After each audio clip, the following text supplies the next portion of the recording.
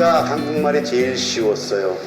사실 한국말이 제일 쉽진 않죠. 어렵죠. 그거하고 이제 한국어의 과학성과 우수성은 뭐 유네스코에서도 인정한 거고. 이제 슈룩 씨한테 한번.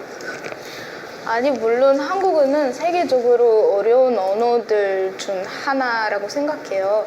한국어의 특이한 점도 있고 어려운 점도 생각하는 것이 그 존댓말 반말 차이, 상대방의 나이, 결혼한 사람인지 아닌지, 그 지위, 상황 그것도 고려해야 뭐 어느 계급 사용할지 만당해야 돼요.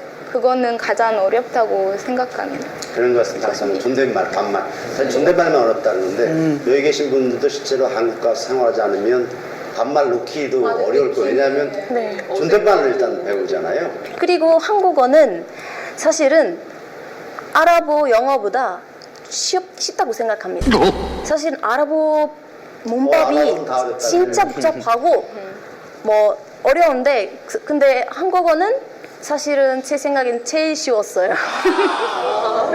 네. 이거 조금 이해를 구해야 되는데 사실 이집트에서 쓰는 아랍어가 표준어하고 쓸 때는 같지만 실제로 말할 때는 달라요. 그래서 네. 한국에서 열심히 아랍어과 나와서 여기 왔는데 말 한마디를 못하는 뭔 얘기인지 모르는 경우가 있어서 이게 암미아라고 푸사라고 해서 다른데 요거를 우리 사라 박사께서 조금 얘기 좀 해줘요. 네, 그 아랍어뿐만 아니라 다른 언어도 이런 현상을 보이긴 한데 뭐 그 중에서 예를 들어서 그리스어라든지 뭐 쓰는 언어랑 말하는 언어 서로 다르고 쓰는 자리가 달라요. 그래서 아랍어 같은 경우에는 특히 이집트에는 심한 경우가 나오는데 암메아하고 푸사 또는 표준 아랍어 그거는 표준 아랍어는 다른 아랍 국가에서 많이 사용되고 있고 그러니까 표준 아랍어 푸사예요. 푸사죠. 네, 그리고 여기는 주로 말할 때는 다 암미아라는 걸 쓰는 거죠. 네, 암미아들 말하는 언어이고 쓰는 언어는 푸사예요. 그래서 네. 푸사는 실질적으로 봤을 때 뭐 뉴스나 뭐 문서, 책, 뭐 학교 교육 과정에서 이렇게 많이 사용되고 있는데 일상생활에서 사용하는 언어는 암미예요. 푸사랑 전혀 다른 차원에서 이게 우리 나왔어요. 한국어를 사용하는 사람들은 이해를 못해요. 우리는 한국어가 사실 거의 모든 소리를 이렇게 적을 수 있는 거잖아요. 그래서 구어치는 100% 그대로 지금 쓰고 있는데 여기는 말하는 것 중에 쓰려면 그걸 못 쓰는 거잖아요. 아니? 제대로 못 써요. 발음이 다르고 문법도 다르고 뭐 여러 측면에서 이렇게 문제가 많아서 맞춤법도 틀리게 사람마다 틀리게 하더라고요. 근데 이게 다른 이렇게 아랍과하고 틀리게 여기만 왜 이렇게 암미아라고 아니 아랍 나라들이 같은 문제예요. 네, 튀니지도 같은 그렇고 문제예요. 알제리도 그렇고 네. 뭐 다른 나라들에서도 그리고 모로코 알제리는 완전 다 달라요. 튀니지 암미아, 이집트 암미아, 사우디 암미아 다 달라요. 아니 그럼 다른 아랍 국가들도 표준어도 그러니까 실제 이렇게 공식적인 자리에서 쓰되 그 나라마다 다 암미아 같은 이런 네, 맞아요. 네. 그렇지만 이렇게 이집트 같은 경우에는 암미아의 힘이 크고 많이 달라서 그거는 푸사랑 많이 다르고 힘이 더 커요. 그런데 다른 아랍 국가들에서는 푸사 영향을 많이 받아서 말할 때도 푸사 느낌이 나요.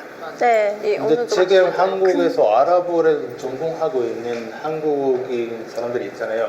그 이집트나 아랍 나라에 가서 유학을 다녀봤을 때 너무 힘들어 하시잖아요. 너무 어려워요. 그리고 그 나라 안에서 있는 말이랑 나는 학교에서 배웠던 말이랑 달라서 못 알아들을 때도 있고 네. 이야기해도 상대방이 내 말을 안 알아보고 네. 그래서 맞아요. 어려워하는데 저는 이집트 암메야를 추천해요.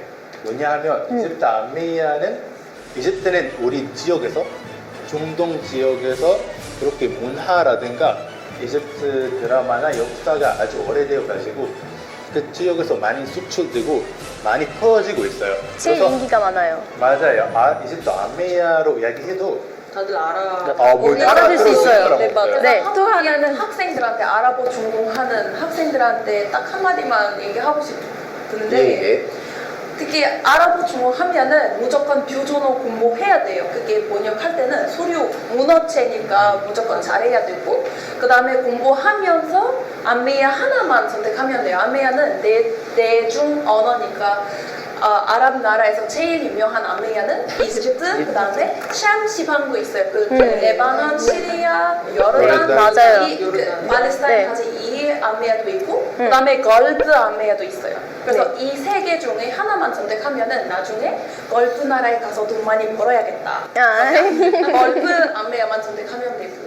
그 만약에 이집트는 드라마나 영화 많이 볼 수 있기 때문에 이집트 아메를 전공하겠다. 그것만 선택하면은 같이 공부하면은 엄청 잘 할 수 있어요. 또 한 가지 말할 것은 중동 북아프리카 지역에서 약 3억 명이 있는데 그 중에서 1억 명이 이집트에 살고 있어요. 그래서 3분의 1이 이집트 암미에를 쓰고 있어서 그거는 나중에 뭐 2차 소통에 도움이 많이 될 거라고 생각해요. 그러니까 한국에서 그 아랍어를 공부하면 그래서 연수할 기회가 있으면 튀니지나 이런 데 가지 말고 이집트로 오면 좋습니다. 튀니지에 가면 한국어로 배울 수 있죠. 네, 네. 자, 오늘 그 한국말이 제일 쉬워서라는 주제로 우리 참가자들을 조금 더 아는 시간을 가졌는데요. 이게 한국에서 좀 말씀드리면 이제 유네스코가 배운 국민정음이 세계 기록유산으로 등재해 있는 상황이고 세종대왕 탄생일이 5월 10일에 한글을 만드시는데 그날이 바로 유네스코 인정한 세계 문명 퇴치일로 되어 있습니다. 그리고 세종대왕 상이라는 이름이 뭐냐면 이제 문명 퇴치에 기여한 인물과 단체에게 상을 주고 있는데 유네스코가 매년 이 이름이 세종대왕 상으로 되어 있습니다. 한 가지 더 말씀드리면 지금 전 세계에서 언어는 있는데 글이 없는 나라가 있어요. 예컨대 인도네시아의 소수민족 찌아찌아죠. 또 솔로몬 제도의 과달카날주. 근데 자체 언어가 없으니 이 조그만 부족도 선택한 게 한국어예요. 그래서 언어는 자체 옛날에 그걸 쓰고 있지만 실제 적군 한국어로 적고 있습니다. 그래서 이제 한국어에 물론 어렵긴 한데 이 과학성 요거 유네스코에서도 인정한 바 있고 우리 한희 씨 같은 경우에는 한국 10대잖아요. 자, 우리 안산대학교 한국과 좀 분발하시고 아마 자, 취미로 공부해서 좋아하는 것을 공부하면 어려움을 느낄 수 없어요. 맞아요. 전공으로 취미라서 공부하면 너무 많이 좋아해서 배운 거예요. 사랑에 우리 빠지면 너무 어려움을 있긴 못 느껴요. 자, 이번에는 그 한국말이 제일 쉬웠어라는 주제로 우리 참가자들의 특성과 그동안 뭐 어떤 분이셨는지 아는 좋은 시간을 좀 가져봤습니다. 그래서 다음은 이슬람과 라마단을 통해서 이슬람이 뭔지 조금 알아보는 시간을 가져보도록 하겠습니다. 많이 기대해 주시기 바랍니다. 감사합니다. 네.